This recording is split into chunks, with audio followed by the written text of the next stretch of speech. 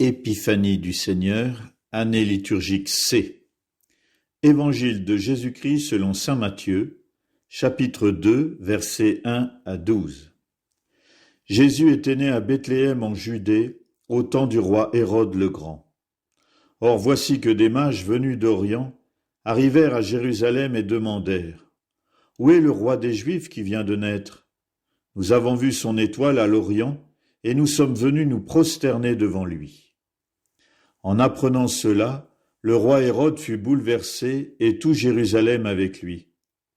Il réunit tous les grands prêtres et les scribes du peuple pour leur demander où devait naître le Christ.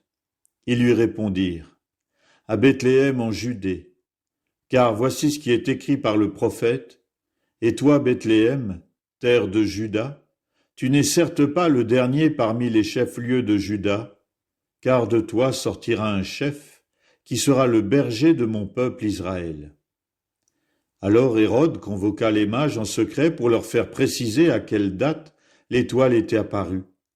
Puis il les envoya à Bethléem en leur disant : « Allez vous renseigner avec précision sur l'enfant, et quand vous l'aurez trouvé, venez me l'annoncer pour que j'aille moi aussi me prosterner devant lui. » Après avoir entendu le roi, ils partirent.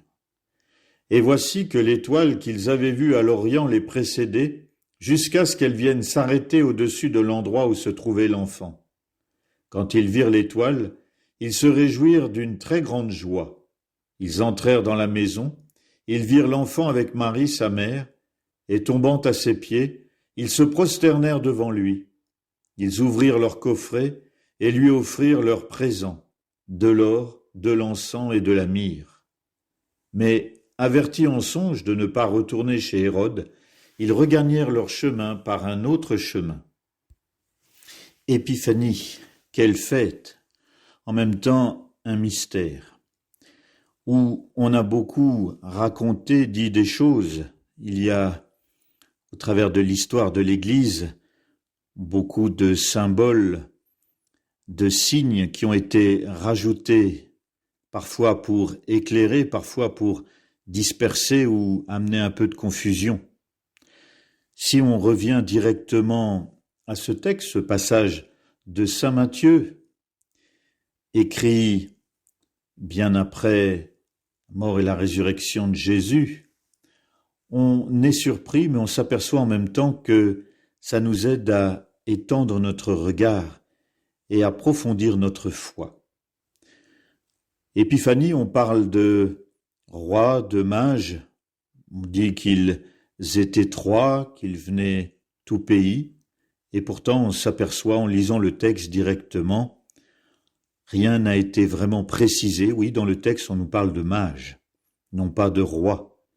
Certainement des chercheurs, des scientifiques, des personnes qui s'interrogeaient et observaient les étoiles, observer les astres, observer le ciel.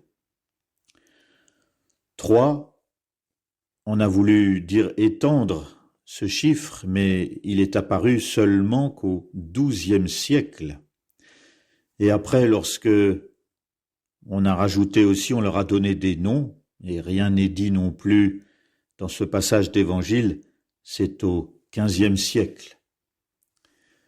Ce qui est sûr, c'est que il y a cette volonté à travers l'épiphanie, qui veut dire la révélation, de dire que Jésus n'est pas né simplement pour quelques-uns, quelques juifs, et les bergers étaient les premiers témoins et après ont annoncé autour d'eux, mais Jésus, le Sauveur du monde, est venu, est né pour tous les hommes, pour le monde entier, au-delà des différentes cultures, races, nations.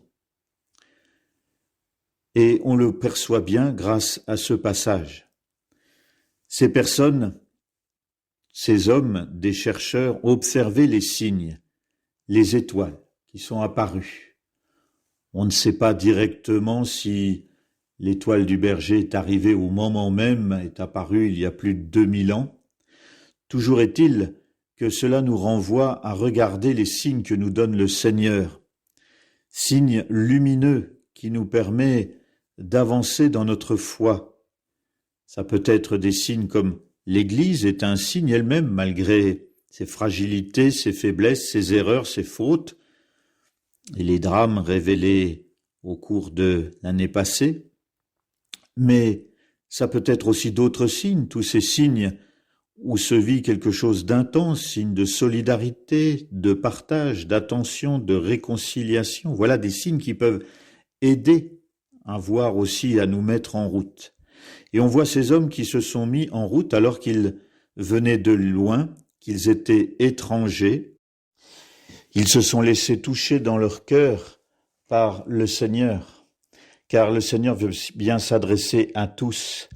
Et Matthieu, l'évangéliste, lui maintenant s'adresse à des Juifs, à des chrétiens d'origine juive, qui connaissaient les Écritures et qui avaient du mal à s'ouvrir aux autres, voulant garder un peu leur foi pour eux-mêmes. Or, l'évangéliste veut nous dire que tous peuvent connaître le Seigneur et que Jésus est venu vraiment pour tout le monde. Et ça, c'était un signe des plus importants. Car l'Écriture, nous n'avons pas à l'utiliser, à la manipuler. Nous avons à nous guider. Et on voit bien que ces mages ont eu besoin de deux signes, à la fois l'étoile qui les a guidés, et puis la référence aux Écritures, qui est nécessaire aussi pour nous, pour progresser dans la foi, nous nourrir de la parole du Seigneur. Ce récit d'évangile nous invite aussi à plusieurs attitudes. Tout d'abord, il est dit que les mages se sont prosternés devant le Seigneur. Signe peu fréquent de nos jours, geste que l'on ne pratique plus. Et pourtant, ils sont venus adorer. C'est peut-être parfois un terme qu'on a oublié, qui nous paraît désuet, mais ils ont reconnu la grandeur de Dieu. Et ils ont apporté des présents, des richesses. Alors l'or, bien sûr, pour honorer le roi, l'encens, dimension aussi peut-être prophétique, la myrrhe, qui sert aussi à oindre les corps des défunts pour rappeler l'humanité de Jésus. Mais derrière ces signes aussi, c'est nous-mêmes, comment nous nous présentons devant le Seigneur. Aussi, qu'est-ce que nous voulons donner en remerciement pour le don que Dieu fait en nous donnant son Fils pour honorer Jésus. Qu'est-ce que nous apportons que Dieu nous a donné déjà nous-mêmes, à nous-mêmes? En fait, on ne fait que présenter au Seigneur quelque chose qui nous a lui-même donné. Et c'est cela un petit peu qu'est-ce qu'on veut faire. Et le troisième point important, il nous est dit dans ce récit de saint Matthieu que les mages repartirent par un autre chemin. Nous aussi, après avoir rencontré le Seigneur, après avoir célébré avec le Seigneur, pouvons-nous vraiment en repartir de la même manière? Certainement pas. Vivons notre foi fort de cette rencontre avec le Seigneur, avec lui qui nous donne son Fils, avec Jésus l'Emmanuel, Dieu parmi nous, qui vient bouleverser nos vies. Redécouvrons des possibles dans la rencontre avec l'autre, dans le partage, dans la fraternité, dans la foi, dans la confiance, et ainsi témoignons au monde entier que le Sauveur est né et qu'il est né pour nous tous. Amen.